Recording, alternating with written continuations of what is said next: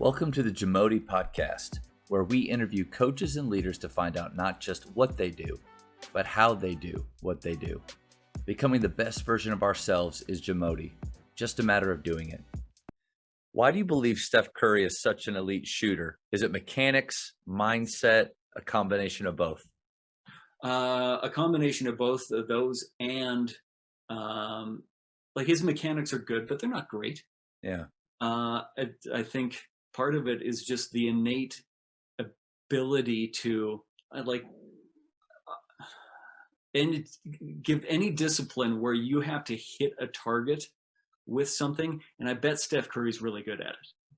Like, I bet give him 20 minutes to play darts, he'll be a pretty Yeah, good. the ability just to hit the target exactly where he wants to or sees. Yeah. Right. Yeah. His hand-eye coordination is probably off the charts. The average fan has no idea how good a bad NBA shooter is. Like, just empty gym, go make shots. They can have horrible form and repeat it over and over and over and over again.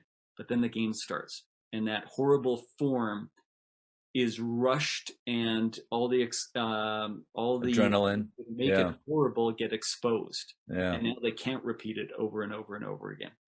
And we just I lost my train of thought on where I was going with that, but like, we have no idea. That's what a bad shooter looks like. That's how good Yeah. a bad shooter is.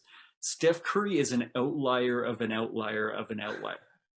Like, bad NBA shooters are outliers.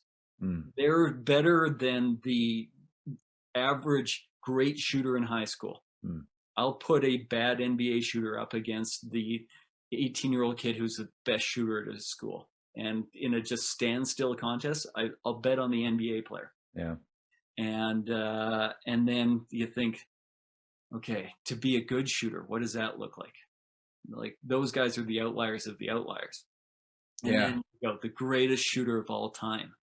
Like, he's a genetic freak, I bet. I bet he is off the charts in multiple categories that are sort of tangentially related to shooting. Or, like, there will be multiple things that we go, here's where the norm is, and here is Steph Curry. Yeah. He's just special. Okay, so with that in mind,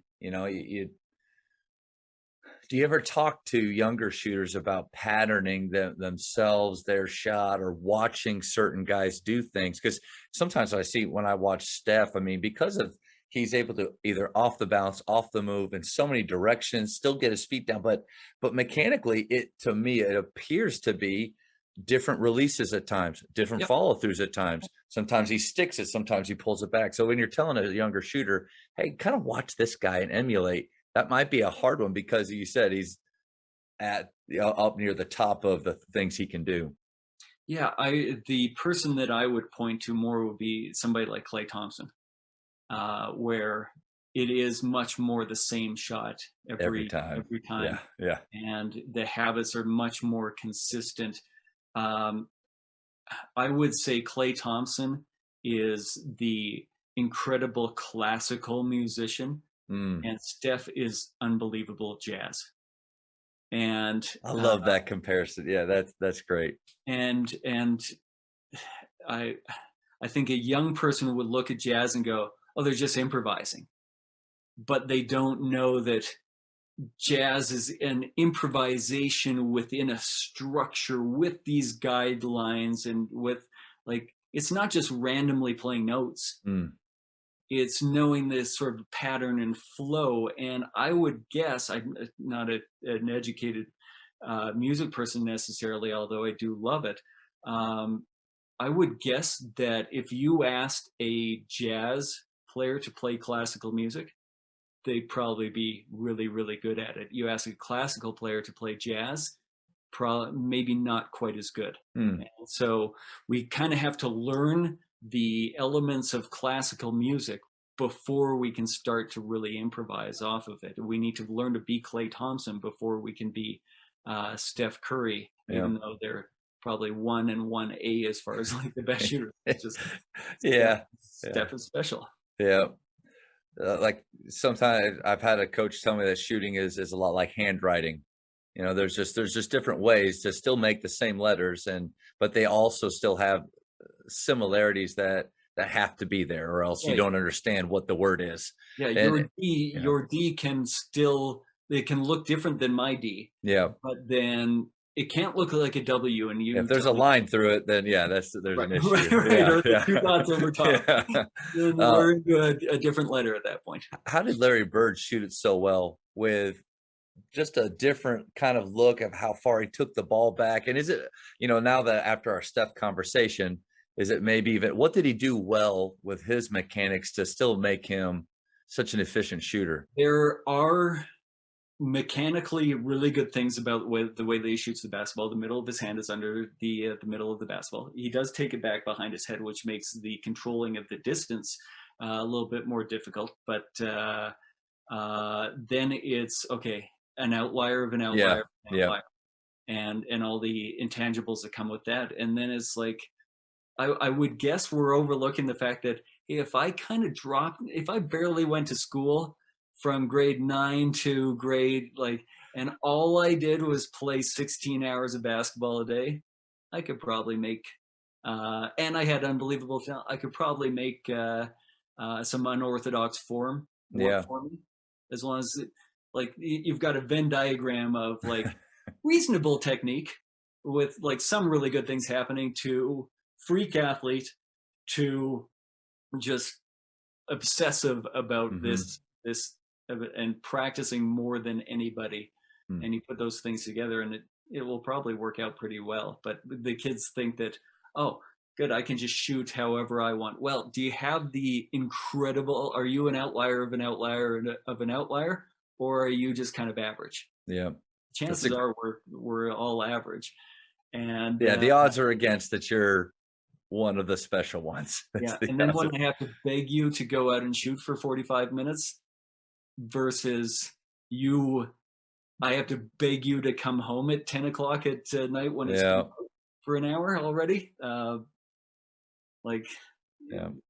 people don't understand how much you have to love basketball to be an Mm, NBA player.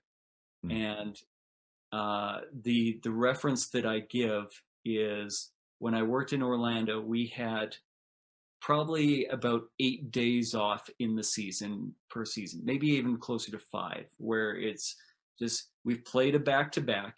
We're going to give a day off just to rest. There's nothing going on.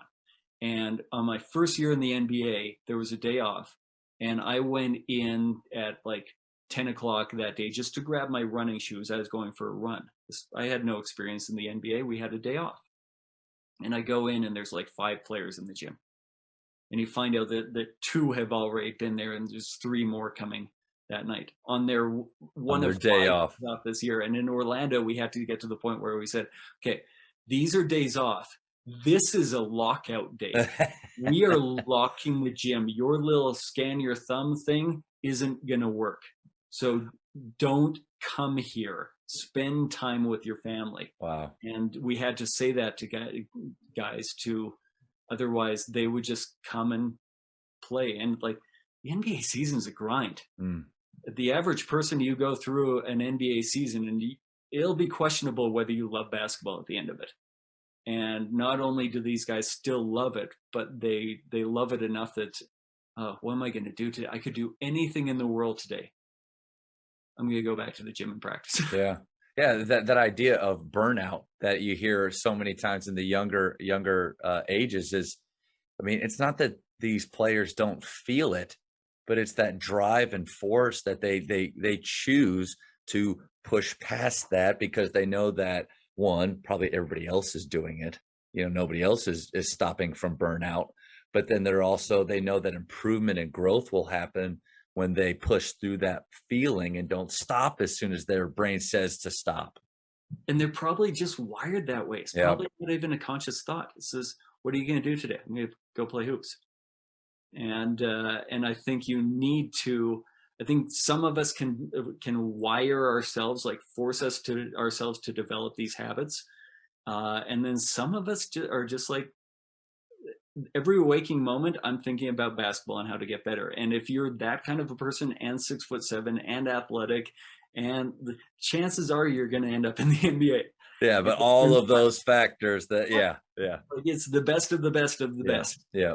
and that's why it's so hard to get there. And then, yeah, they're just wired differently. Thank you for checking out today's episode. Please take a moment to subscribe to this podcast, share it with your fellow coaches, and find us on social media for what's coming up next on the Jamodi podcast. It's just a matter of doing it.